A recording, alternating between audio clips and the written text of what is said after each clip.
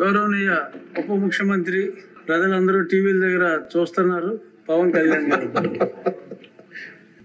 నాకు ఇలాంటి సెషన్స్ ఎలా ఉంటాయో నాకు తెలియదు. ఫస్ట్ టైం నేను అంటే గొడవ ఎలా ఉంటుంది అసెంబ్లీలో నాకు తెలియదు.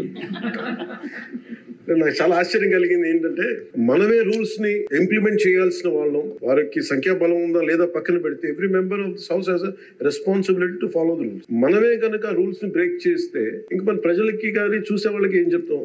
నిన్న వాళ్ళు చేసిన గొడవే కనుక గవర్నర్ గారి మీద, ఆయన సుప్రీం కోర్ట్ జస్టిస్ గా ఉన్నప్పుడు ధైర్యం చేయగలరా? కళ్ళల్లో చూడగలరా? YCP synonym for ruckus.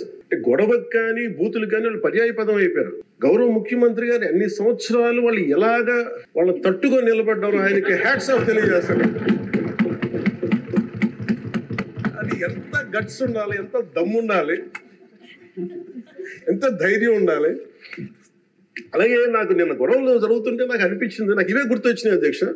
వాళ్ళు ఎప్పుడైతే పేపర్లు విసిరేసి అక్కడ దాకా వచ్చారో నాకు గుర్తొచ్చింది వివేకానంద రెడ్డి గారి హత్య గుర్తొచ్చింది. అంటే వాళ్ళ విధ్వంస విధానం చూసి ప్రజావేదికని కూల్చిన విధానాన్ని గుర్తొచ్చింది అధ్యక్ష. 200 పైచిలకు ఆలయాలని విధ్వంసం గుర్తొచ్చింది అధ్యక్ష. డాక్టర్ సుధాకర్ గారు చనిపోయిన విధానం గుర్తొచ్చింది అధ్యక్ష. జంగారెడ్డి కల్తీ సారాలో చనిపోయిన చావులు గుర్తొచ్చినాయి అధ్యక్ష. సుప్రీంకోర్టు జడ్జిలతో లెటర్ రాసిన విధానం గుర్తొచ్చింది అధ్యక్ష. వాళ్ళు చేసిన గొడవకి మన హైకోర్టు, ఆంధ్రప్రదేశ్ హైకోర్టు జడ్జెస్ ని సోషల్ మీడియాలో బూతులు తిట్టిన విధానం గుర్తొచ్చింది అధ్యక్ష. సోషల్ మీడియా అబ్యూస్ గుర్తొచ్చింది అధ్యక్ష. పత్రికాధిపతులపై దాడులు గుర్తొచ్చినాయి అధ్యక్ష.